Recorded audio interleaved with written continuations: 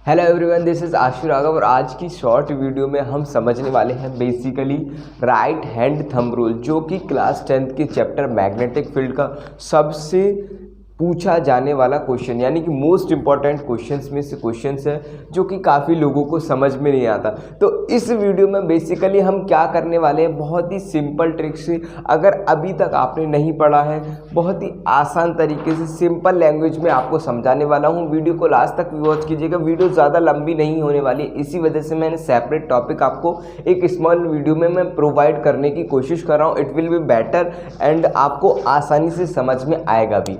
तो फर्स्टली मैं जो चैप्टर की शुरुआत में आपको थोड़ा बता देना चाहता हूँ, जो हमारे साइंटिस्ट थे हेनरी ऑरस्टेड, उन्होंने बताया था कि अगर आपका कोई भी वायर है, तो जैसे कि फॉर एग्जांपल हमारा ये वायर है और इसमें डायरेक्शन ऑफ करंट ऊपर है यानी अपवर्ड है, तो इस तरीके से अगर किसी वायर में करंट फ्लो हो रहा है तो उसके चारों ओर मैग्नेटिक फील्ड क्या होती है, प्रोड्यूस होती है। ये हमारे साइंटिस्ट हेनरी ऑरस्टेड ने बताया था।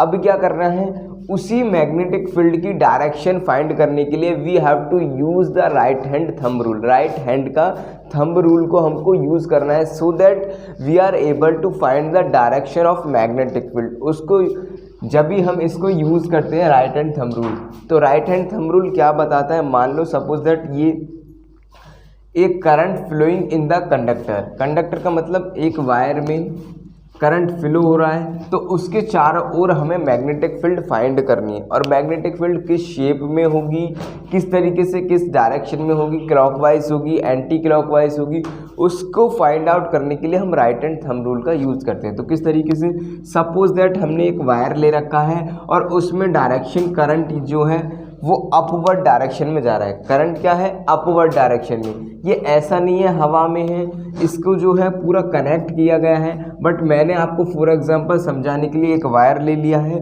जिसमें आपका करंट अपवर्ड जा रहा है। तो आपको कुछ नहीं करना, right hand thumb rule simple भाषा में ये बताता है कि जिस डायरेक्शन में आपका करंट फ्लो हो रहा है, सपोज दैट अपवर्ड हो रहा है या डाउनवर्ड, तो आपको उसी डायरेक्शन में अपना थंब रख लेना है। क्या करना है, सिंपली अपना थंब रख लेना है और then your fingers will wrap in that direction. जिस डायरेक्शन में आपकी फिंगर्स रैप होंगी उसी डायरेक्शन में क्या होगा, आपका मैग्नेटिक फील्ड की डायरेक्शन होगी।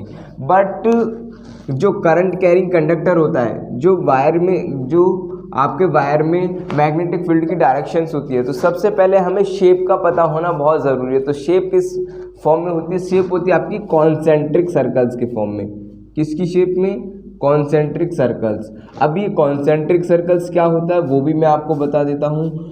कॉन्सेंट्रिक सर्कल्स, तो ये आपको पता होना चाहिए। कॉन्सेंट्रिक सर्कल्स आर दो सर्कल्स जिनका एक ही सेंटर होता है और उसके चारों ओर रेडियस इंक्रीज करते करते सर्कल्स को बढ़ा दिया जाता है। सपोज दैट ये एक सेंटर है इसका और फिर ये एक सर्कल बना दिया, फिर एक और सर्कल बना दिया। इन सब मतलब ऐसे ही आपके सर्कल्स क्या होते रहेंगे, इंक्रीज होते रहेंगे। और ये जो है सेंटर एक रहेगा और उसके अराउंड हम बहुत सारे सर्कल्स अगर फॉर्म्ड कर देते हैं, बना देते हैं, तो उसी को बोलते हैं कॉन्सेंट्रिक सर्कल्स। तो अगर आपकी शेप की बात करता है राइट हैंड थंब रूल में, तो वो तो हो जाएगी कॉन्सेंट्रिक सर्कल्स के फॉर्म में। और कॉन्सेंट्रिक सर्कल्स के फॉर्म में होने के बाद अभी मैं आपको इसको ये भी बताऊंगा कौन कौन से फैक्टर हैं जिस पे ये डिपेंड करता है। तो कंप्लीटली इस तरीके का क्वेश्चन आपका 5 मार्कर आता है एग्जामिनेशन में। और इसी से आपका ये भी पूछ लेगा कि जो आपकी शेप होती है करंट कैरिंग वायर में, करंट कैरिंग वायर के अराउंड जो मैग्नेटिक फील्ड की शेप होती है वो किस फॉर्म में होती है, पैरेलल की फॉर्म में होती है या फिर परपेंडिकुलर होती है, कॉन्सेंट्रिक सर्कल्स। तो आपके एमसीक्यू भी इससे बन जाएंगे, आप उसके लिए वरिड ना हो। तो क्या हो, आपकी कॉन्सेंट्रिक सर्कल्स होती है। अब क्या करना है, आपको राइट हैंड थंब रूल लगाना है। Simply write hand thumb rule क्या बोलता है, अगर आपकी डायरेक्शन ऑफ करंट अपवर्ड है तो आपको magnetic field direction find out करने के लिए अपने थंब को करंट की डायरेक्शन में रखना और then you have to wrap your fingers. जिस डायरेक्शन में आपकी फिंगर्स रैप होंगी, सपोज दैट अभी ऊपर जा रहा है करंट, तो ये इससे इस तरह, यानी कि ये तो जाएंगी आपके बोर्ड के इनसाइड और ये आएंगी आपके आउटसाइड। इस तरीके से आपकी डायरेक्शन ऑफ करंट हम फाइंड आउट कर सकते हैं। यही राइट हैंड थंब रूल होता है। अगर डायरेक्शन ऑफ करंट को हम चेंज कर देते हैं, suppose that direction of current को हमने इधर कर दिया, अब डाउनवर्ड हो जाएगा, तो शेप तो उसकी ऐसी रहेगी कॉन्सेंट्रिक सर्कल्स की फॉर्म में। बट क्या होगा कि जो मैग्नेटिक फील्ड है उसकी डायरेक्शन बदल जाएगी। क्यों? क्योंकि उसको थंब को हमें नीचे करना पड़ेगा और then we have to wrap our fingers, और वो इस डायरेक्शन में आएंगी आपकी इस तरीके से, और इस तरीके से इधर जाती हुई दिखाई देंगी। तो आई होप आपको इन दोनों डायग्राम से समझ में आ गया होगा। अब ऐसे कौन कौन से फैक्टर्स हैं जिस पे ये डिपेंड करता है? तो फर्स्ट फैक्टर है हमारा जिस पे ये डिपेंड करता है वो है आपका करंट। करंट पे डायरेक्टली प्रोपोर्शनल होता है मैग्नेटिक फील्ड। वो किस तरीके से, वो भी मैं आपको बताता हूँ। जैसे ही सपोज दैट हमारे पास दो wire, we have two wires, wire 1 and wire 2, तो इसको 1 मान लीजिए, W1 और ये W2, मतलब वायर 1 वायर 2। अगर इसमें डायरेक्शन फाइंड आउट करनी है वो तो मैंने आपको बता दिया। इसमें करंट आपका ज़्यादा प्रोड्यूस हो रहा है, मान लो करंट इसमें 10 एम्पियर है और करंट इसमें 5 एम्पियर है, तो करंट जब 10 एम्पियर है तो हमारा मैग्नेटिक फील्ड भी क्या होगा, आपका ज़्यादा ही होगा। तो magnetic field strength is directly proportional to the current, यानी करंट जितना ज़्यादा मैग्नेटिक फील्ड उतना ही ज़्यादा। तो आई होप आपको ये फर्स्ट फैक्टर भी समझ में आ गया होगा। तो सेकंड फैक्टर क्या है, वो काफ़ी आप कॉमन सेंस से भी निकाल सकते हैं काफ़ी इजीली। देयर आर 3 फैक्टर्स जिन पे ये right hand thumb rule depend करता है। तो सेकंड फैक्टर क्या है? सेकंड फैक्टर ये है, सपोज दैट आपने मैग्नेटिक कंपास जो निडल से हम डिफ्लेक्शन देख रहे थे शुरू में, उसको हमने एक को तो यहाँ पे रख दिया इसके पास और एक को इससे थोड़ा दूर रख दिया इस वाले का चेक करने के लिए। तो हमने इसकी मैग्नेटिक निडल कंपास को इधर रख दिया।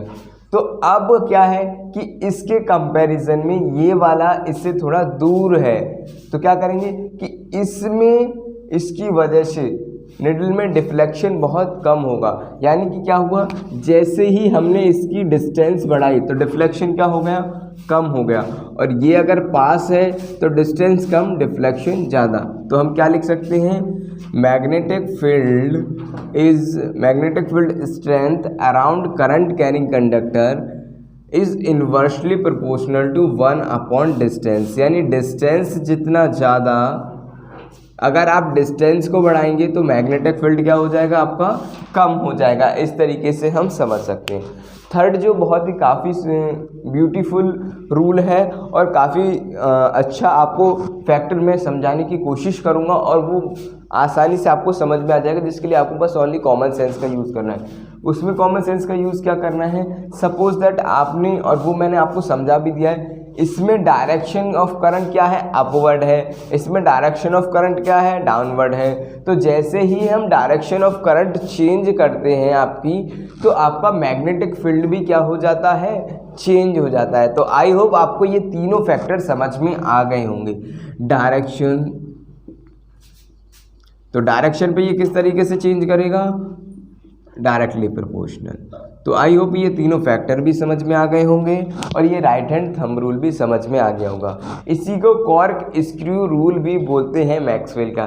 तो अगर आपको मैं एक क्वेश्चन देना चाहूँ जिसका आप आंसर मुझे कमेंट सेक्शन में देंगे, सारे बच्चे जो भी इस वीडियो को वॉच कर रहे हैं, वो इस तरीके से डायरेक्शन ऑफ करंट इस तरीके से है, तो आपकी डायरेक्शन ऑफ मैग्नेटिक फील्ड किस तरीके से होगी, पहले एंटी क्लॉकवाइज या क्लॉकवाइज ये बताना है आपको।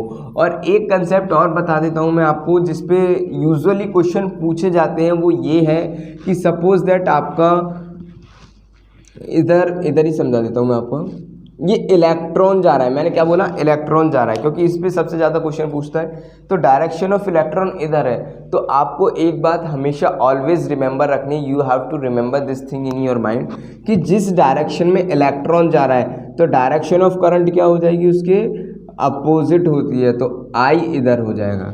जब आई इधर आ गया तो अब आप now you are able to find easily magnetic field around a current carrying conductor. अब इसके आसपास आसानी से आप इजीली फाइंड आउट कर सकते हो कि मैग्नेटिक फील्ड किस डायरेक्शन में जा रही होगी। बस आपको ये ध्यान रखना है कि जिस डायरेक्शन में आपका इलेक्ट्रॉन जाता है, करंट की डायरेक्शन उसके बिल्कुल अपोजिट होती है। तो thank you for watching this session. और एक और मैं कंसेप्ट लेकर आ रहा हूँ जिसमें मैं आपका रे ऑप्टिक्स का मतलब लाइट के जो सारे कंसेप्ट्स हैं, कहाँ पे ऑब्जेक्ट रखें, किस तरीके से बनेंगे, वो सिंगल वीडियो में, शॉर्ट वीडियो में। इसी तरीके से मैं फ्लेमिंग का राइट हैंड रूल भी लेकर आ रहा हूँ, फ्लेमिंग का लेफ्ट हैंड रूल भी लेकर आ रहा हूँ। वो सारी वीडियोस को सेशन को वॉच करने के लिए, और मैं आपका 4 मंथ्स का क्लास 10th के लिए प्लान भी लेकर आ रहा हूँ। किस तरीके से आपको एग्जाम के लिए प्रिपरेशन करनी है, क्या क्या फैक्टर्स हैं जिन पे अभी से ध्यान दोगे, तो that will give you the confidence as well as boost up your marks in the final examination. Thank you. जय हिंद।